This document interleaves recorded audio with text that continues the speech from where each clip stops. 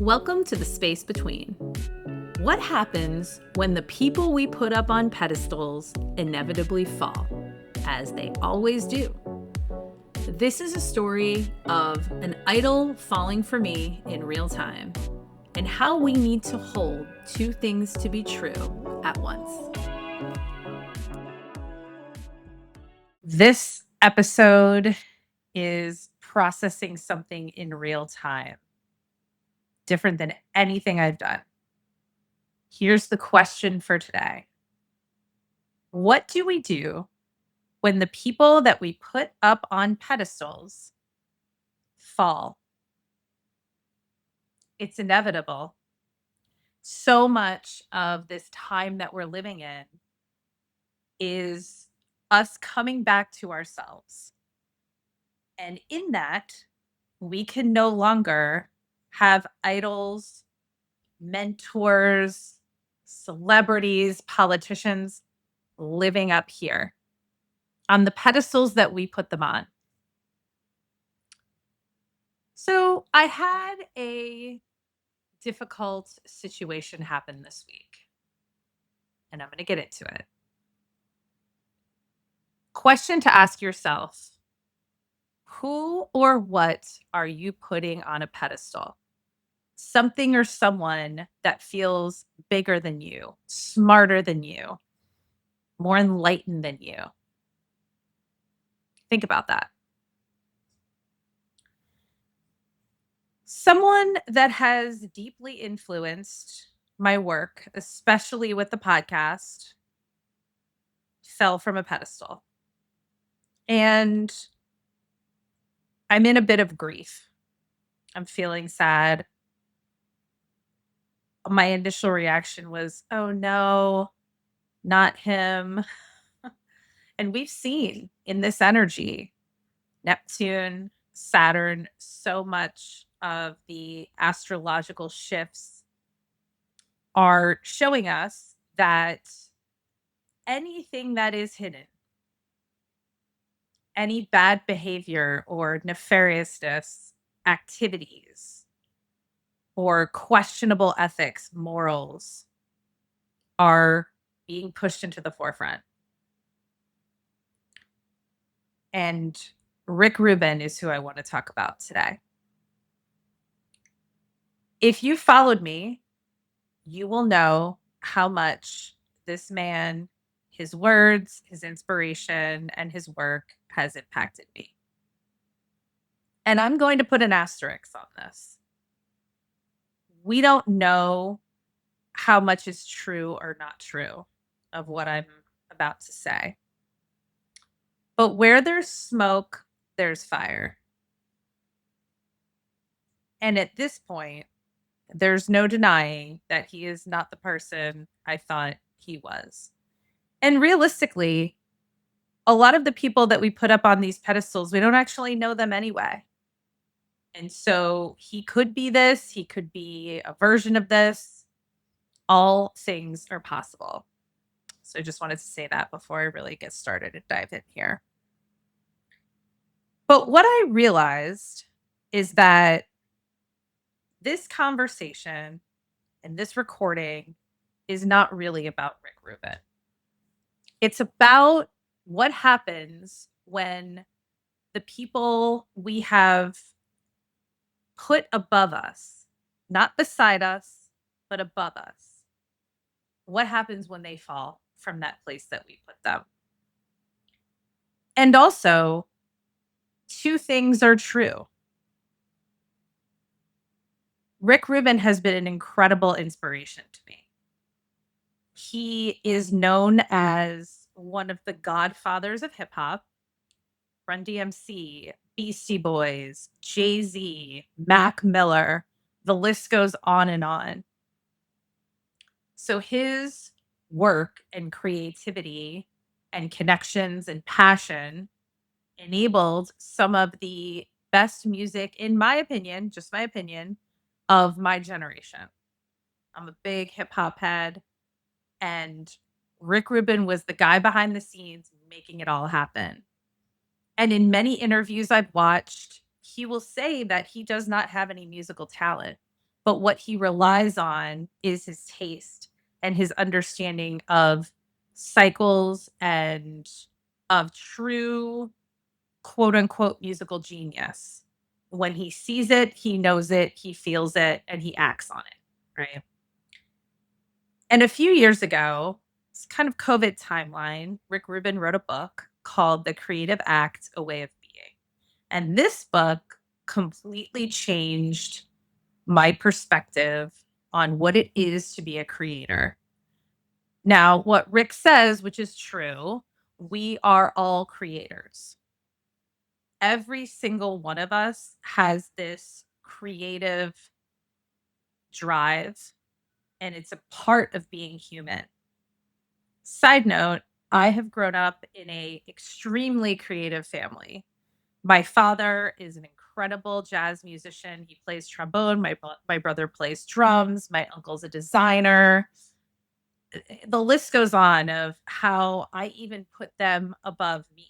I'm not a creator, right? I'm good with people. That's my lane.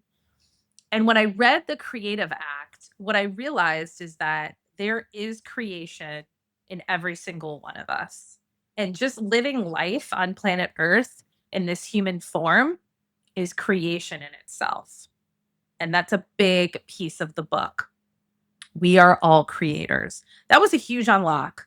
And when I read this, I believe it was 2020. I was thinking about starting the podcast in around 2019. That book gave me permission to put this work out into the world. And it wasn't easy for me to do that at all. I was frightened. I was scared of being judged. I thought, who the hell wants to listen to anything I have to say?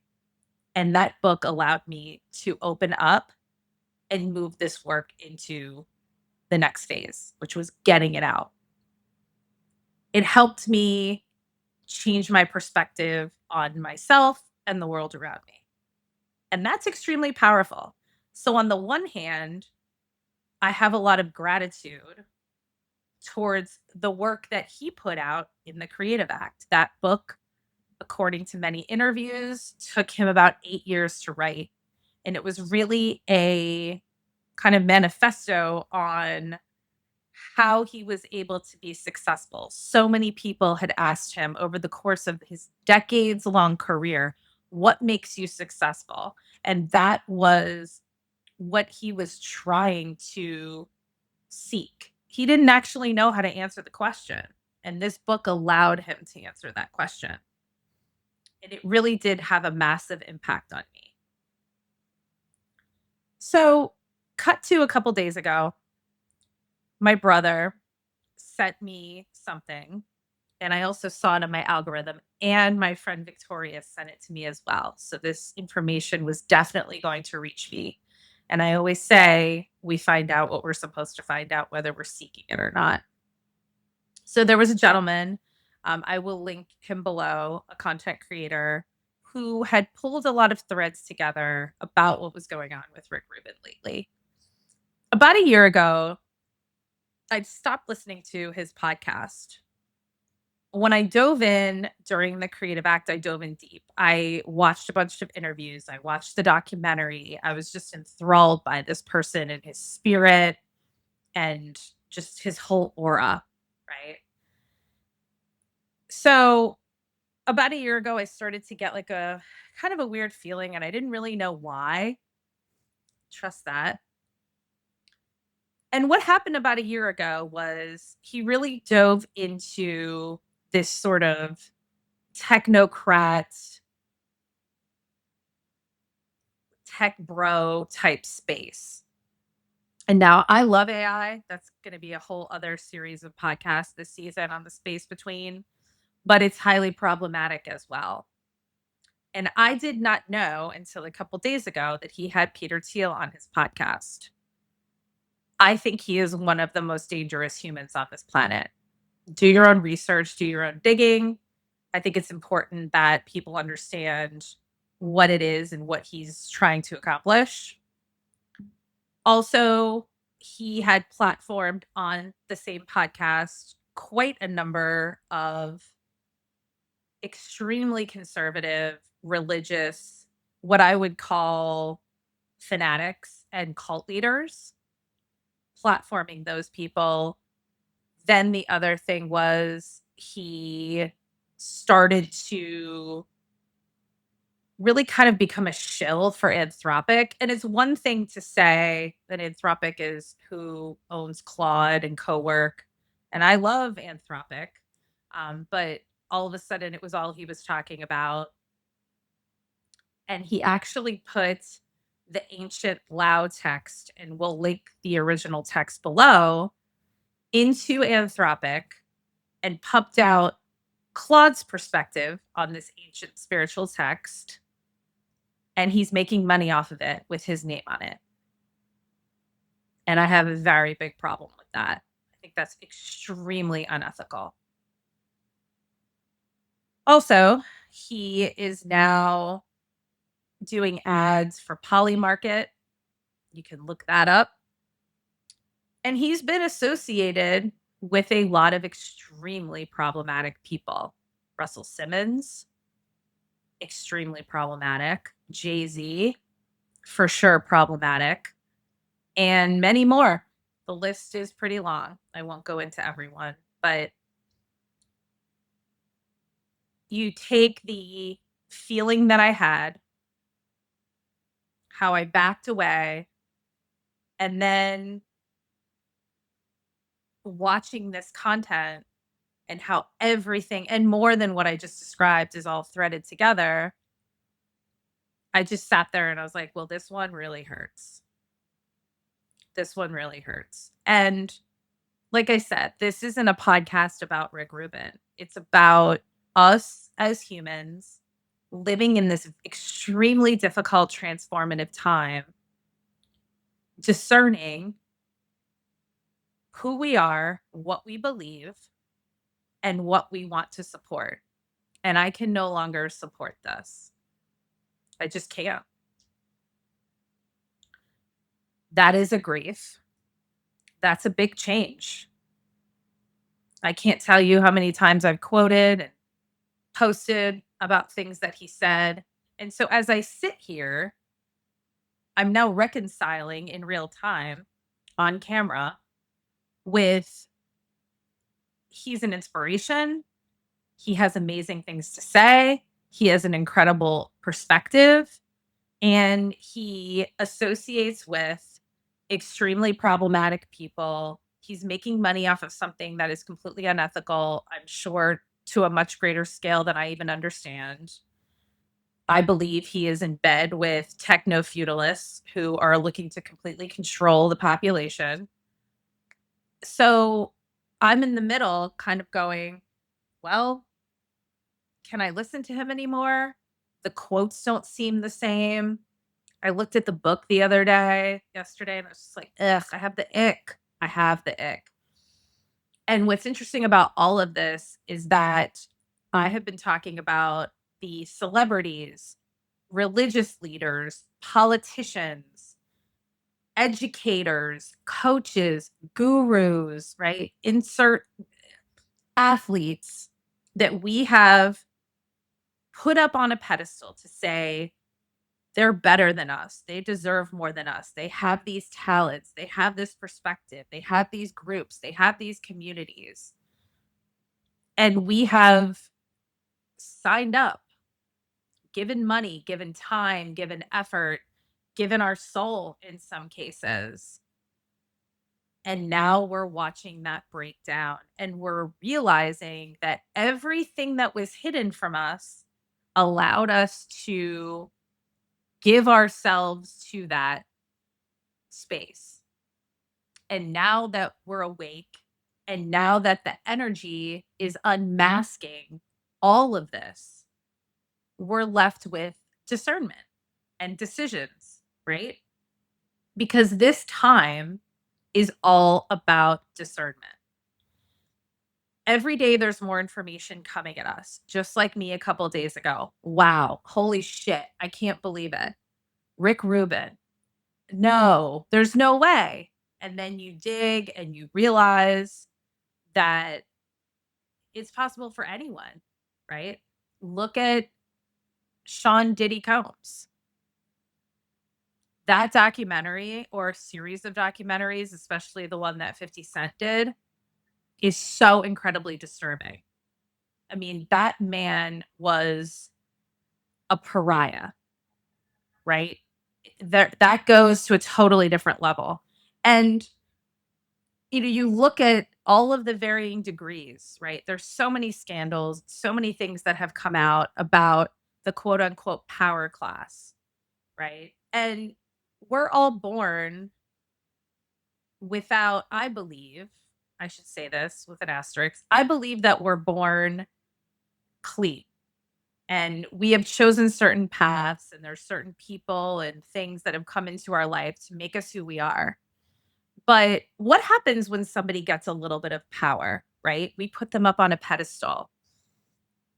Celebrities, like, think about that, right? You get a little bit of power, you get a little bit of money, you get to another level, and I believe at some point there's a gut check decision where you have to make, which is, am I willing to do this for money or power or status or all of those things? And a lot of people choose to say, you know what? Fuck it. I'm going to do whatever I have to do to get to the next level. More money, more power, more status, more control. And we, the other people, right, are left to decide, is that someone I want to go watch their movie or join their course or join their community, buy their book, listen to their TED talk. I am finding that as time goes on, there are not many people left on a pedestal in my life. There's a little grief. It feels strange. I've been conditioned. We have all been conditioned to put people and things and institutions on pedestals. And here we are watching it fall. So discernment is key. When I found out about this kind of arc of Rick Rubin, I immediately felt it in my body. I was like, "Ugh, this doesn't feel good." Like I said, it felt icky. It's like, "Oh, I have the ick." And then I sat with it for a little bit and I thought, "Is this actually true?" Well, where there's smoke, there's fire. Much of it is true. Some of it might not be true. But what is true for me? What's true for me is that I can no longer look at that book the same way. I'm no longer going to listen to him. I don't really have an interest in watching this documentary that he's going to do with Jay-Z. I think it's ridiculous that he's making money along with Anthropic the way that he did. I think it's so irresponsible, especially as someone that considers himself a sovereign spiritual being. That bothers me, and I'm discerning that that's where I stand in it. And there are going to be people that listen to this that don't even know who the hell he is. But I ask you this: who in your life have you put on a pedestal? And why did you put them up there in the first place? These are good questions to ask. Are they the person or thing you thought they were? Maybe not. If that's the case, do you just keep supporting? That doesn't feel good either. And guess what? We get to make a different decision in this energy. With everything being unmasked, we get to decide and discern where we fit into this. I felt it in my body. I processed it. I'm still processing it. As I sit here in front of this microphone and in front of this camera, I can't even believe that I'm actually saying what I'm saying. This is someone I had so much respect for. And actually, what's coming to me right now is that I always said one of the things I wanted out of this podcast was for me to interview him. That's just hitting me right now. I thought, oh my God, if I could have Rick Rubin on my podcast, that would be all I need. Well, guess what? Nope. No, that's not how I feel anymore. And that's weird. Yeah. And so I'm sitting with it and breathing with it and feeling it and realizing that It wasn't what I thought it was, but I got exactly what I needed out of it, right? That's the push-pull. That's the yin and yang of it. When you hold 2 things to be true at the same time, it's not easy. I was historically someone that was extremely black and white. It's yes or it's no. It's hot or it's cold. And we know that's not how the world works, right? Those are the polarity of the third dimensional construct, but so much of life lives in between. And that's really why I created the space between. Here I am in the space between with a person that was here. So I would like you guys to think about where you are outsourcing your power, your inspiration. I asked myself the question, did I actually need Rick Rubin to tell me that I was a creator? Maybe. But now that just feels so silly when I think about it. I very much consider myself a creative being. And this work and everything that I put out is part of that creation and part of my purpose. But in this energy, we only need ourselves. It's right here. You know the way. You are the guide. You are the guru. You are the leader. That's what this is. And this is the revolution because we no longer have our eyes closed walking through life. The masks are off. Our own mask, the masks of everyone around us, and everything that we have created in this physical construct. So I'm going to continue to sit with this. It's not going to be easy. There are many more that came before him, and I'm sure some that will come after him. They are dropping like flies. But we're all in this together, and it will help us to come home here. So I'm sending you guys lots of love, and I'll see you very soon in the space between.